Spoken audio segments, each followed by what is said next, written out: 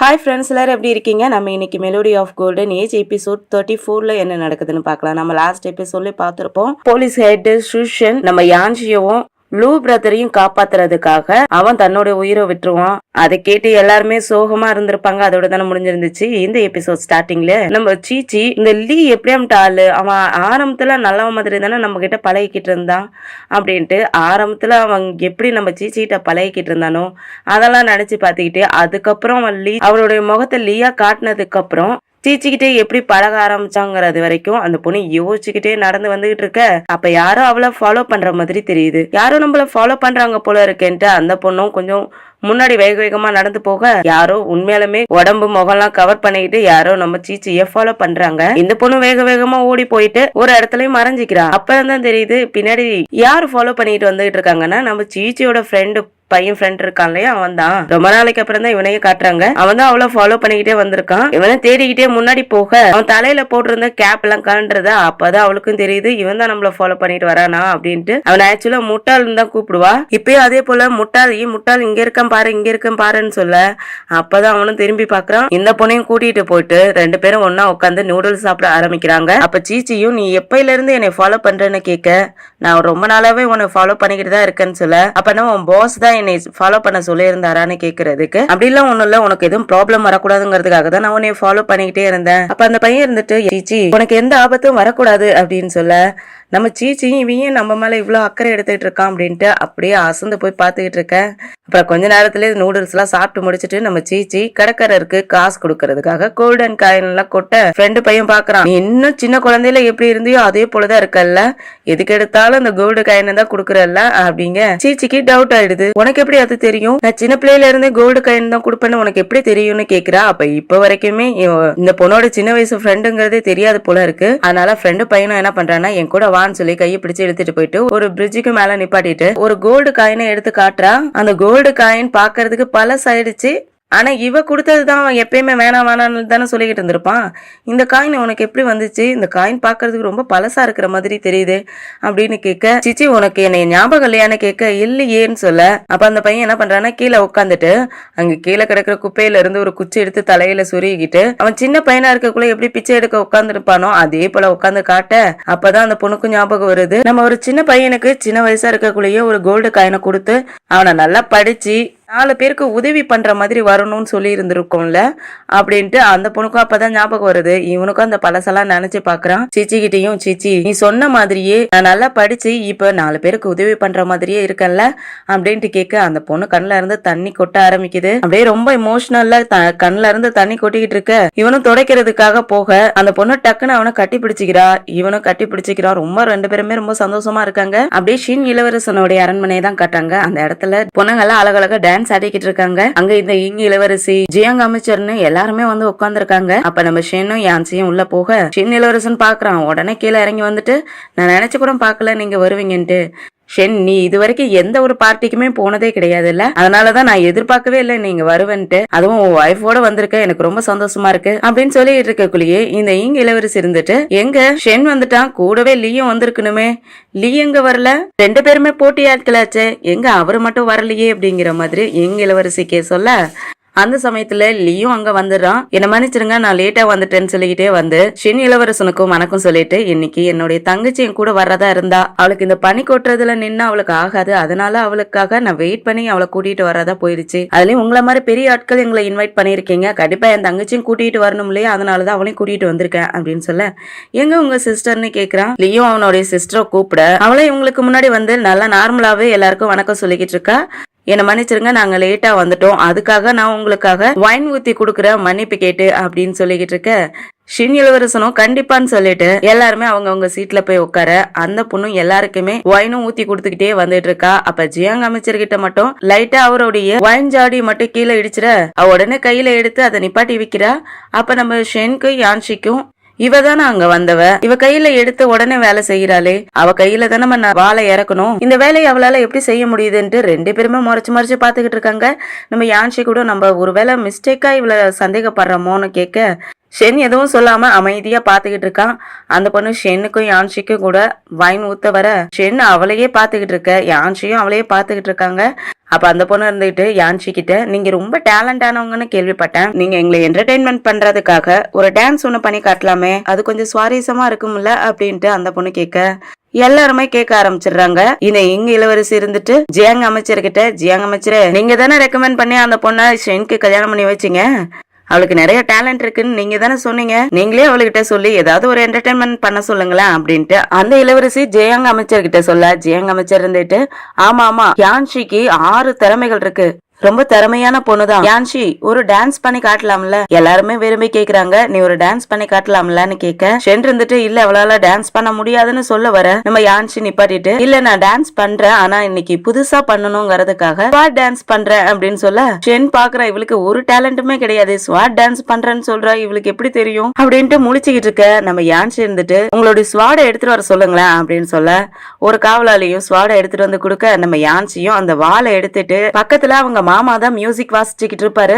ராஜமாதாவுக்கு எப்பயுமே என்டர்டைன்மெண்ட் பண்ணிக்கிட்டே இருப்பாரு அந்த அங்கிள் தான். இவங்க வாள் எடுத்துக்கிட்டு அவரை பார்க்க அவரும் ஏதோ புரிஞ்ச மாதிரி சரின்னு தலையாட்ட அவரும் மியூசிக்க வாசிக்க ஆரம்பிச்சிடுறாரு. நம்ம யான்ஷியும் வால் நடனம் பண்ண ஆரம்பிச்சிடுறாங்க. ஷென்க்கு பாக்கக்குள்ளே தெரிஞ்சு போயிடுச்சு, இது நம்மளோட ஸ்டெப் ஆச்சு, இவ எப்படி இத கத்துக்கிட்டா அப்படின்ட்டு ஆச்சரியமா பாத்துட்டு இருக்க நம்ம யான்ஷியும், நல்ல வேலை ஷென் வால் நடனம் பண்ணிக்கிட்டு இருந்தப்ப நாம பார்த்து இத கத்துக்கிட்டோம், இல்லன்னா இப்ப அவமானமா போயிருக்குமே அப்படின்ட்டு யோசிச்சுக்கிட்டே நம்ம யான்ஷி வால் நடனம் பண்ணிக்கிட்டே இருந்தவங்க டக்குன்னு இந்த லீயோட சிஸ்டர் இருக்காலே அவன் மேல குத்துற மாதிரி போக, அவளுக்கு இது நல்ல மார்ஷியல் ஆர்ட் தெரியுமே, அவளும் அதை தடுத்துட்டு அவன் முன்னாடி இருக்கிற டேபிள் எல்லாம் பறக்க விட அது நம்ம யான்ஷி மேல படுற மாதிரி வர ஷென் வந்துடுறான். ஷென் யான்ஷிய தாங்கி பிடிச்சிட்டு அந்த வாளை வச்சு அந்த பொண்ணுடைய நெஞ்சிலேயே குத்திடுறான்.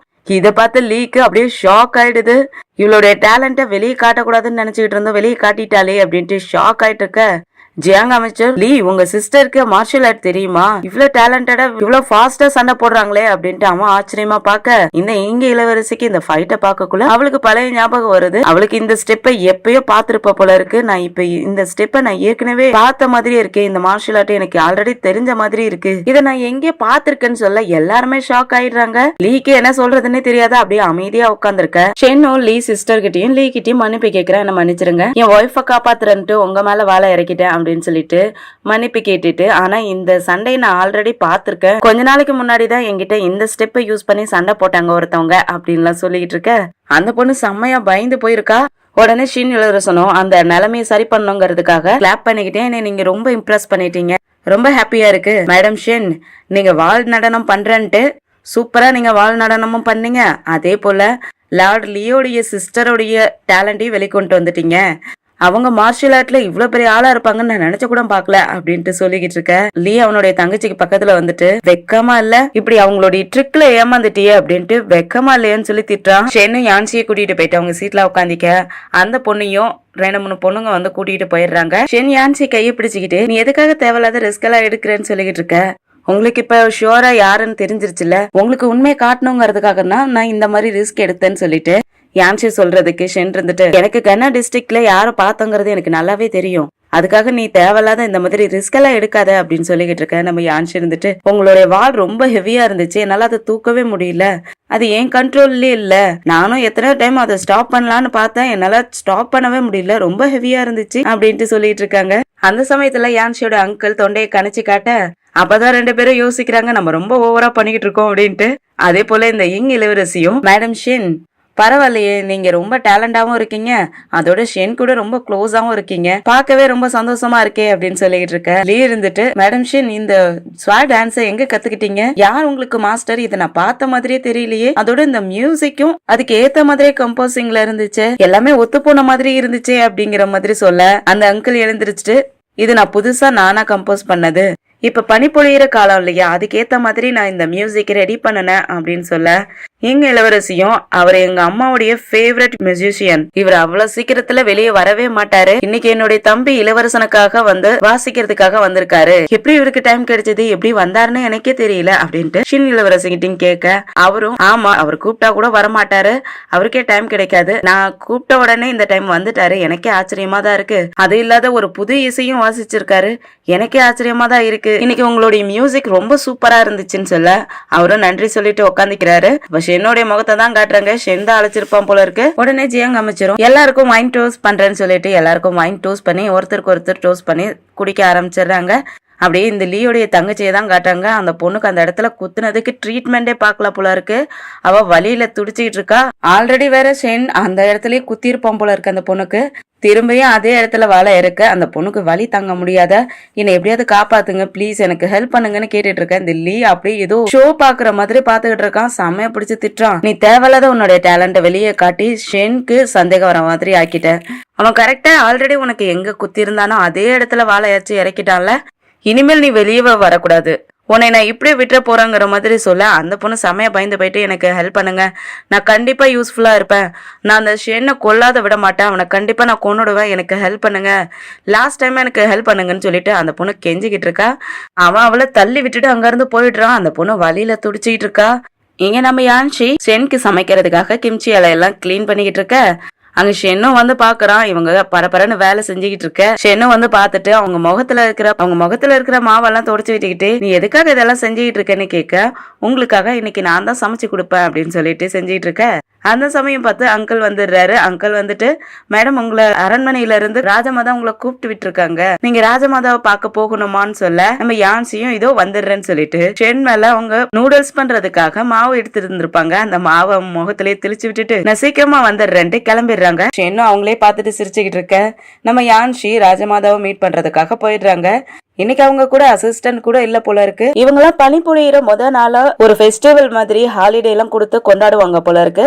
அதனால நம்ம யான்ஷி கிட்ட நான் உன் கூட இந்த ஹாலிடேயை கொண்டாடலாம்னு நினைக்கிறேன், உனக்கு எதுவும் கோவமா இருக்கா, உன்னோட லீவை நான் இன்னைக்கு எடுத்துக்கிட்டேன்னுட்டு ஷென் எதுவும் என் மேல கோவப்படுவானான்னு கேட்க நம்ம யான்ஷி இருந்துட்டு விளையாடாதீங்க ராஜமாதா அப்படின்ட்டு, அப்படிலாம் எதுவும் இல்லைங்க. ராஜமாதாவும் சரி இங்க வா என் பக்கத்துல உட்காரு அப்படின்னு சொல்லிட்டு கூப்பிட்டு உட்கார வைக்கிறாங்க. யான்ஷியும் போய் பக்கத்துல உட்கார யான்ஷி கிட்ட சீன் இளவரசனுடைய அரண்மனையில நடந்த விஷயத்த பத்தி கேட்கறதுக்காக தான் கூப்பிட்டுருப்பாங்க போல இருக்கு. அதே போல நான் கேள்விப்பட்டேன் நேத்துக்கு அங்க ஷென்க்கும் லீக்கும் ஏதோ ப்ராப்ளம் நடந்துச்சாமே, நான் கேள்விப்பட்டேன்னு சொல்ல ஆமான்னு சொல்லி நம்ம யான்ஷி சொல்ல எனக்கு அவங்க ரெண்டு பேருமே முக்கியம், நீ ஷென் கிட்ட கொஞ்சம் அட்வைஸ் பண்ணாமா, அவன் லீ கூட சண்டை போடாத இருக்கிறபடி அவனுக்கு அட்வைஸ் பண்ணு அப்படின்னு சொல்ல யான்ஷியும் நீங்க எங்க மேல கேரிங் எடுத்துக்கிறது நினைச்சு எனக்கு ரொம்ப சந்தோஷமா இருக்கு ராஜமாதா, ஆனா அவங்க எப்படி என் பேச்சு கேட்பாங்கன்னு எனக்கு தெரியல, ஆனா நான் சொல்லி பாக்குறேன் அப்படின்னு சொல்லிக்கிட்டு இருக்க.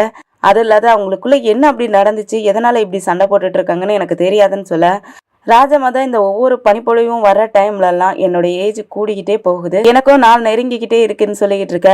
நம்ம யான்ஷியும் நீங்க 1000 வருஷம் கடந்து வாழணும் அப்படின்ட்டு வாழ்த்து சொல்ற மாதிரி சொல்ல பரவாயில்ல நீ உட்காருன்னு சொல்லி உட்கார வச்சுட்டு ராஜமாதாவும் நான் யாருக்காக அத்தனை வருஷம் வரைக்கும் உயிரோட இருக்கணும், அதெல்லாம் ஒன்றும் தேவையில்லைங்கிற மாதிரி ரொம்ப சோகமாவே சொல்ல நம்ம யான்ஷி இருந்துட்டு ஏன் அப்படி சொல்றீங்க ராஜமாதா, உங்களுக்கு தான் எங்க இளவரசியும் ஷின் இளவரசனும் பிள்ளைங்க இருக்காங்க இல்லையா, நீங்க எப்படி கவலைப்பட்டு பேசுறீங்கன்னு கேட்க நம்ம ராஜமாதாவுக்கு அவங்களுக்கு பழைய ஞாபகம் வர ஆரம்பிச்சிருது போல. அதனால அவங்க ஹஸ்பண்ட் எல்லாம் நினைச்சு பாத்துக்கிட்டே நம்ம குட்டி அரசன் சீக்கிரமாவே பெரியவன் ஆயிட்டானா அவனையே அரசனாக்கி விட்டுட்டு நான் இங்க இருந்து கிளம்பிடணும், என்னால அந்த பாரத்தை தாங்க முடியலங்கிற மாதிரி ராஜமாதாவும் சொல்லிக்கிட்டு இருக்க. நம்ம யான்ஷி இருந்துட்டு நீங்க அப்படி சொல்லக்கூடாது, இது எத்தனையோ பேரோட உழைப்பு, நீங்க கண்டிப்பா வாழணும் அப்படின்னு சொல்லிட்டு நம்ம ராஜமாதா இருந்துட்டு முன்னாள் ராஜாவுடைய போட்டோவை பாத்துக்கிட்டு யான்ஷிக்கு அட்வைஸ் பண்ற மாதிரி நிறைய பேச ஆரம்பிக்கிறாங்க. ஷென் உன்னை ரொம்பவே லவ் பண்றான், ஆனா அந்த லவ்வால அவன் கீழே இறங்கிட கூடாது, நீ அவனுக்கு தடைகளா இருக்க கூடாதுங்கிற மாதிரி நிறையவே பேசுறாங்க. அதுக்கப்புறம் நீ கேஸ் விசாரிக்கிறதெல்லாம் ஒவ்வொரு நாளும் என்கிட்ட நீ ரிப்போர்ட் பண்ணணும்னு சொல்லிக்கிட்டு இருக்காங்க. நம்ம யான்ஷியும் ராஜமாதா கிட்ட சரி நான் கண்டிப்பா வந்து உங்கள்கிட்ட ரிப்போர்ட் பண்ணுவேன்னு சொல்லிட்டு அந்த பொண்ணும் அங்க இருந்து கிளம்பி போயிட கொஞ்ச நேரத்திலேயே நம்ம யான்ஷியை கூப்பிடுறதுக்காக அவங்க அப்பா வீட்டுல இருந்து அவங்க அப்பாவுடைய வேலைக்காரன் ஒருத்தன் குதிரை வண்டி எடுத்துட்டு வந்து கூப்பிடுறதுக்காக வந்திருக்கான்.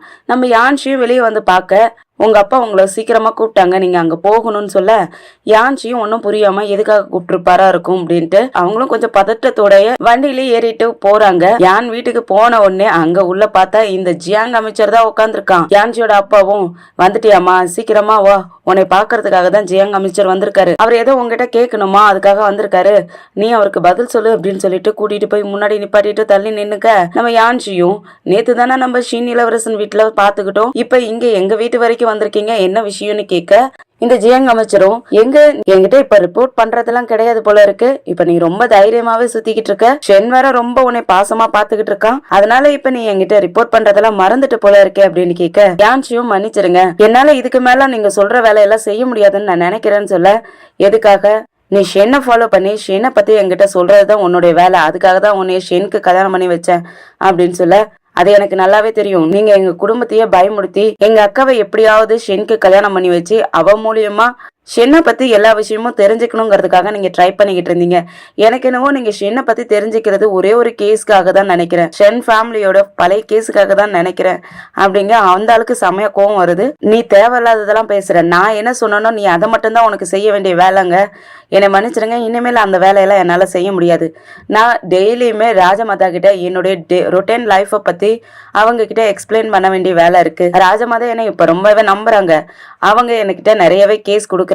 நாங்க கன்னா டிஸ்ட்ரிக்ட் போனப்ப கூட ஷென் அந்த ஃபயர்ஃபிளை செக்டர், அதுக்கப்புறம் இன்னொரு கொலகார குரூப்பும் இருந்துச்சு. அந்த கேஸை பத்தி மட்டும்தான் அவன் விசாரிச்சான். மத்தபடி வேற எந்த அவனுடைய பழைய கேஸை பத்தி அவன் விசாரிக்கவே கிடையாது. நீங்க திரும்ப திரும்ப அவனை பத்தி ஃபாலோ பண்ணி என்கிட்ட சொல்லுன்னு கேட்டுட்டு இருக்கீங்க. இனிமேல் என்னால உங்களுக்கு அந்த மாதிரி ரிப்போர்ட் பண்ண முடியாதுன்னு நம்ம யான்சி சொல்லிக்கிட்டு இருக்க. உனக்கு எவ்வளவு தைரியம் இருக்கும்? நீ எப்படி என்கிட்ட இப்படி தைரியமா பேசுற? நீ எதுக்காக அவனை கல்யாணம் பண்ணிக்கிட்டு போனன்னு உனக்கு ஞாபகம் இருக்கா? இந்த விஷயம் ராஜமாதாவுக்கோ இல்ல மத்தவங்களுக்கோ தெரிஞ்சிச்சுன்னா ஓ நிலைமை என்ன ஆகும்னு தெரியுமா? உங்க அக்கா கல்யாணம் பண்ணிக்க வேண்டிய இடத்துல நீ கல்யாணம் பண்ணிக்கிட்டு இருக்க. அது தெரிஞ்சாலே பெரிய ராஜ துரோகம் குற்றம்ங்கிற மாதிரி ஆயிடும். உங்க ஃபேமிலியோட நிலைமையே ரொம்ப மோசமாயிடும் அப்படின்னு சொல்லி நல்லாவே மிரட்டிட்டு இருப்பான். அந்த நேரம் பார்த்து நம்ம ஷென்னும் அங்க வர, ஷென் வரதை பார்த்து இந்த ஜியாங் அமைச்சரும் ஷாக் ஆகி நிக்க, ஷென் வந்த உடனே நம்ம யான்ஷி பக்கத்துல நிக்க, யான்ஷியும் துள்ளி குதிச்சுட்டு இப்ப ஷென்க்கு பின்னாடி போய் நின்னுக்கிறாங்க. அந்த ஜியாங் அமைச்சரையும் மிரட்டுற மாதிரி, நீ எதுக்காக ஒரு பொம்பளை பிள்ளைன்னு கூட பார்க்காத அவளை வீடு தேடி வந்து அவளை மிரட்டிக்கிட்டு இருக்க? எந்த அபிஷியல் விஷயமா இருந்தாலும் அவ ஆபீஸ்ல போய் நீ மீட் பண்ணி பேசிருக்க வேண்டியதானே? நீ இங்க வந்து மிரட்டுறன்னா உனக்கு எவ்வளவு தைரியம் இருக்குன்னு சொல்லி மிரட்டி விட்டுட்டு இதுக்கு மேல் கொண்டு என் வைஃப் கிட்ட வச்சுக்கிற வேலை வச்சுக்காத. அவளை ஏதாவது மிரட்டி ஏதாவது வேலை வாங்கணும்னு நினைச்ச, அதுக்கப்புறம் நீ என்ன ஆகுவேனே தெரியாதுன்னு சொல்லி மிரட்டி விட்டுட்டு நம்ம யான்ஷியும் ஷென் வெளியே கூட்டிட்டு வந்துடுறான். யான்ஷியும் ஷென்னும் வெளியே வந்துட்டு இருக்க. மழை நல்லா பொழிஞ்சுக்கிட்டு இருக்கு. அப்ப நம்ம யான்ஷியோட அம்மா அவங்க அக்காங்க 2 பேருமே வந்துகிட்டு இருக்காங்க எதிரில. யான்ஷி ஷென் அவனுடைய கொடையில கூட்டிட்டு வந்துட்டு இருக்க. இவங்க 3 பேருமே எதிரில வர, நீ உங்க ஃபேமிலியோட பேசிட்டு அப்படின்னு சொல்லிட்டு கொடையை யான்ஷி கையில கொடுத்துட்டு ஷென் வேலைக்கு போய் நின்னுட. யான்ஷி அம்மாவும் அவங்க அப்பாவை போட்டு செம்மையா திட்டிட்டு இருக்காங்க. உங்க அப்பா இப்படிதான் எப்ப பார்த்தாலும் பயந்துகிட்டு முடிவெடுக்க தெரியாத அவங்க பொண்ணுங்களை கஷ்டப்படுத்திக்கிட்டு இருக்காரு. இப்ப பாரு, நீ வீட்டுக்கு வந்து சாப்பிடாத கொள்ளாத கூட நீ பட்டுக்கு போற. ரொம்ப நாளைக்கு அப்புறம் வந்திருக்க. உங்களுக்காக சாப்பாடுலாம் ஆல்ரெடி செஞ்சு வச்சிருக்கோம் அப்படின்ட்டு அவங்க அம்மா சொல்ல, உடனே 3வது அக்காவும் இருந்துட்டு, ஆமா யான்ஷி, உனக்காக கேக் எல்லாம் கூட நாங்க செஞ்சு வச்சிருக்கோம். நீங்க 2 பேரும் ஊருக்கு போனதுக்கு அப்புறம் ஆன்டி தான் ரொம்பவே கஷ்டப்பட்டாங்க. அவங்களுக்கு உங்களை 2 பேத்தையும் நினைச்சு ரொம்ப கவலையா இருந்துச்சுன்னு சொல்லிக்கிட்டு இருக்க. யான்ஷியோட 5வது அக்காவும், உனக்கு தான் சாப்பிட்றதுனா ரொம்ப பிடிக்கும்ல, இதோ உனக்காக சாப்பாடுலாம் ரெடி பண்ணி வச்சிருக்கோன்னு சொல்லிட்டு அவ ஒரு பேக் கொண்டு வந்து கொடுக்க, யான்ஷி ரொம்ப ஹாப்பியா அதை வாங்கிக்கிட்டு ரொம்ப தேங்க்ஸ்ன்னு சொல்லிக்கிட்டு இருக்க. கூடவே அவங்க அண்ணனும் தான் இருப்பான் போல இருக்கு. அவன் இருந்துட்டு நீ நல்லா சாப்பிடு அப்படின்னு சொல்ல, யான்ஷி சிரிச்சுக்கிட்டே நின்றுட்டு இருக்க. யான்ஷியோட அம்மா இருந்துட்டு, நீங்க 2 பேருமே எப்பயுமே பிரியாம ஒன்னா வாழணும், உங்க ஃபேமிலி பெருசாகணும் அப்படின்லாம் சொல்லி யான்ஷியும் ஷென்னையும் கிண்டல் பண்ற மாதிரி பேச, யான்ஷிக்கு ஷென்னுக்கு வெக்கமா இருக்கு. 2 பேருமே சிரிச்சுக்கிட்டே நின்றுட்டு இருக்க. சீக்கிரமா 2 பேரும் போயிட்டு வீட்டுல இது சாப்பிடுங்கன்னு சொல்லிட்டு 2 பேருமே அனுப்பி வைக்கிறாங்க.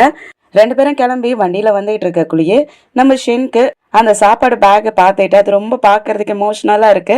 அவனுக்கு எந்த ஃபேமிலியுமே இல்லாத இவ்வளவு நாளா இருந்தா இல்லையா, இப்போ ஒரு ஃபேமிலி சாப்பாடு எல்லாம் கொடுத்து விடுறாங்க அக்கறையா அப்படின்ட்டுலாம் ரொம்ப எமோஷனலா அதை பார்த்துக்கிட்டு இருக்க.